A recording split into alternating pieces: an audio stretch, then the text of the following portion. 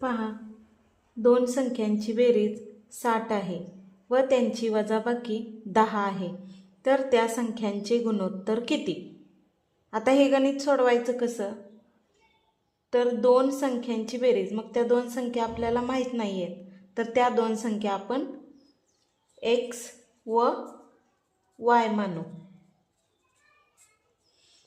मग आता त्या दोन संख्यांची बेरीज गणितानुसार मांडणी करून घेऊ. x अधिक y बरोबर 60 आणि व त्यांची वजाबाकी x वजा y बरोबर 10 आहे. आता हे गणित आपण सोडवून घेऊया. आता अधिक y ला वजा y निघून गेले, मग इथला x आणि इथला x मिळून 2x झाले आणि 6 आणि 1 7. मग आता याला भाग देऊन घेऊ. 70 भागिले 2 एक बे बेत्रिक बे पंचे म्हणजे 35 दोन्ही 70. तर x बरोबर काय आलं?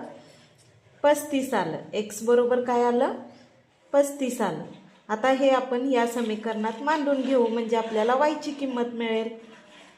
आता x अधिक y बरोबर, तुम्ही याही समीकरणात मांडू शकता, यात पण मांडू शकता. आपण पहिल्या समीकरणात मांडू.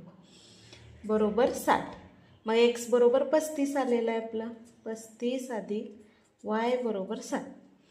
तर y बरोबर 60 हे अधिक 35 वजा 35 होतात बरोबर चिन्हाच्या पलीकडे.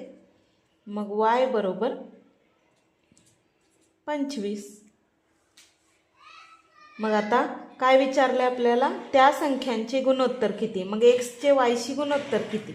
तर x बरोबर y चे गुणोत्तर काढायचं. x बरोबर काय आहे? 35 आणि y बरोबर 25 आहे. मग या दोन्ही संख्या 5 7 35, 5 5 25, 5 5 25 म्हणजे 7 5. तर पर्यायामध्ये पहा 7 5 म्हणजे 3 नंबरचं आपलं उत्तर असेल.